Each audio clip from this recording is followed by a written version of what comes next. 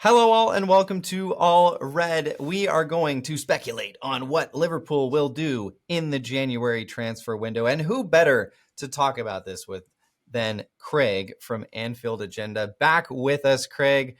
How are you doing, brother? How you feeling about Liverpool maybe sliding straight into this January transfer window, knowing what you know about Slot's start so far?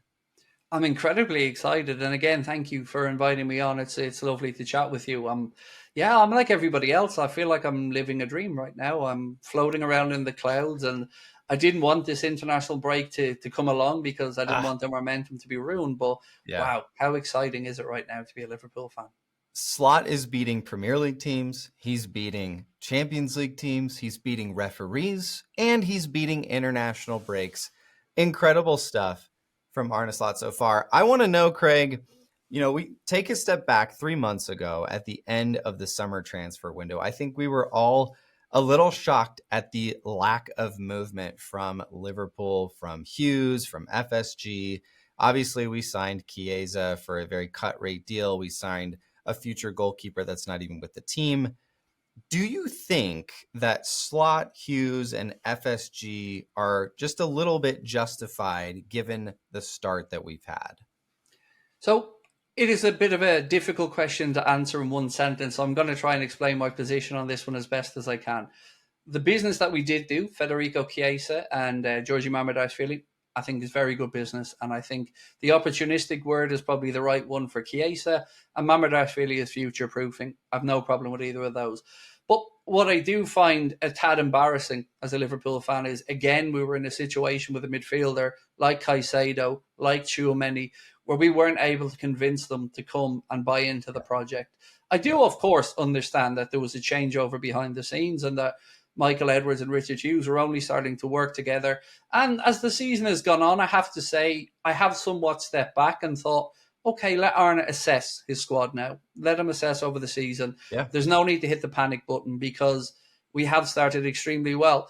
I wouldn't go as far as to say I think they're justified in their lack of a midfielder because I think we're still having the same conversation around needing that midfielder. But I do appreciate that they won't just go out there and buy for the sake of it. It has to be the right Right. fit. And I Right. do think when they do make the decision to act, normally they get it right in the window. Yep. I think that's a great answer. I think you look at last year around this time, Liverpool, hey, there was rumor or not rumors, but speculation of like, can Liverpool do a treble or a quad in Klopp's final year? We were having those conversations because we were ahead in the Premier League. We were doing really well in the Champions League. We were winning all of our cup games. And we saw just couldn't sustain because of the injuries, that happened in January, February, and the wheels just fell off. So we need to look at the big picture of where we're at. Yes, we've started absolutely incredibly well, but titles are not won in November. Titles are won in April and May, and we have to get there. And so I think, the lack of spending in the summer could be fuel to say, hey, now that we know Arne Slot is a genius, let's back him. Let's put some money into this team and really, really go for it and tell the rest of the world Liverpool are absolutely in this to win it. What happens, Craig? Doomsday, if not really doomsday, but what if Liverpool sign no one in January? What happens then? Honestly, I'm okay with that. I would prefer if we brought a midfielder in January because I still think that is a position that we need to strengthen in. Some other stuff, though, I think is important in this conversation. You touched on the injuries from last year and falling off at the end of the season. That's another reason why I've been so impressed with Arne is his management of the squad, Yeah. taking Mohamed Salah or Trent or these guys off for 10, 12 minutes occasionally. I think that will stand us in great stead. And at Feyenoord, himself and Ruben Peters had a success rate of having an availability of over 90% of those Yep. first team players. Yep. If we can help mitigate some of these injuries and fatigue, that is going to go a long way to helping us maintain this push. So if we don't sign anybody, I don't think January is a time to push the panic button. I do believe that this is an opportunistic market, and if the right player isn't available for the right money, wait, I do think it's worth it. Now, if you pick up a serious injury or you're showing signs that you're weak in a specific area, maybe then go and attack the window. But the January window is one that I'm a lot more relaxed about than the summer one. Yeah. Obviously, we know in recent history, Liverpool are able to bring in top talent in January. We've seen Virgil van Dijk, we've seen Suarez, even Coutinho, some big names coming in, and some of those are legends of the club. So I always get a little excited come January because I'm like, okay, what are we going to be able to do? Maybe we'll shock the world again and splash 80 million pounds on a center back that becomes the best in the world. What a Christmas present, by the way. Oh I my remember goodness. James Pearce announcing that and Virgil standing there by the tree and still send shivers down my spine.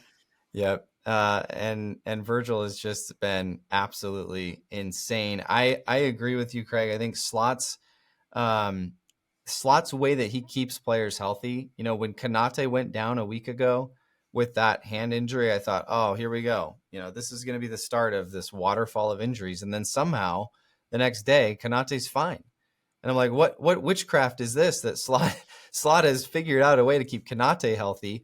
Now, that hasn't been the case for every single player, but we're seeing players like Kanate, Gravenberg, and even players like who else was that? I mean, Well, you know Jota what? You know was, what's been great? The fact that Salah's getting a rest right now. I yeah, think that is so important to us, Sam, because he's going to have a rest ahead of an international break with a really busy period coming up. It's dream scenario stuff for Arne Slot. yeah, Not too many injuries, as you've said, and squad management's been good. Even with Trent, it looks like it's just going to be the other side of the international break. So yep. not a real long spell on the sidelines there. So far, the rub of the green is going our way, I think. Yeah, and we've got players coming back as well. Harvey Elliott, I know a lot of people are excited to see what he can do in this slot machine. What are you thinking, Craig? I mean, we're speculating here, but what positions, if you had to pick a top 2 or 3, what positions need the most strengthening in this current squad? Well, I think we've touched on the central midfield one, so I think we could say that comfortably. I think it is a prudent conversation to at least look at what the evolution of the left back situation is going to be Yeah, between yeah, Costas and Andy Robertson.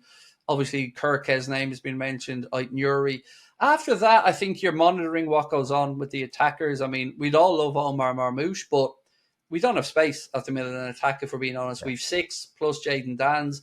So if somebody's moved on there, maybe you have to have a conversation around attack. And then also, I think maybe a bit of depth with a young centre back being brought in, perhaps, because 4 is great, but 5 would be better, particularly if there was a young player there, maybe building towards the future. But top 2 for me would be left back and central midfield. yep, yep. Yeah, that's quality. I think there are some opportunities to strengthen that left back position. I'm not one who's going to say that Andy Robertson is completely past it and he's got nothing left. I think we saw a much improved performance from him against Villa.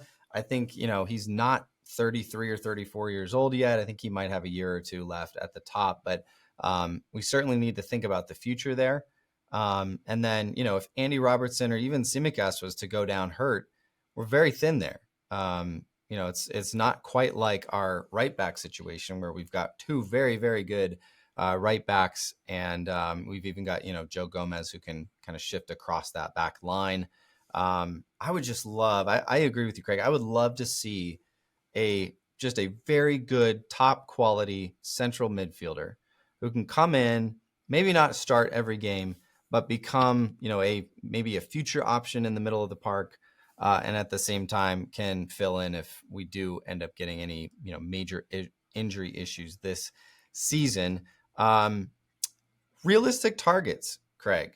We talk about left back targets and then maybe a central midfield target. Who are you looking at for potential left back targets right now?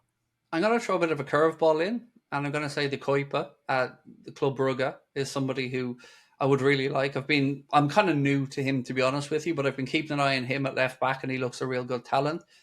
There's been lots of reports that we're in a battle with Chelsea and Manchester United for Milos Kerkez, of course, of Bournemouth, and you would hope that at least Richard Hughes would have a pathway to open those conversations, having negotiated him in there. Yep. Other ones is like Nuri, of course. I think at Wolves, he could even drift into play as a centre back if we need to cover there. They're the three for me off the top of my mind that would Yeah. be the left back situation. Central midfield, I honestly, outside of the name Zubamendia, maybe Baleba, I really don't know because I don't know who Arne Slot wants. If Jurgen was still here, I'd feel much more comfortable giving you an answer Yeah. because we'd know maybe Shuameni and we'd know of the likes of Ederson maybe from Atalanta, but I'm still not sure exactly what the profile is that Arne Slot is going to be looking for, which is why I'm a little bit dubious about the links to Arlie and Shuameni again. I don't think stylistically that's going to work for Arne.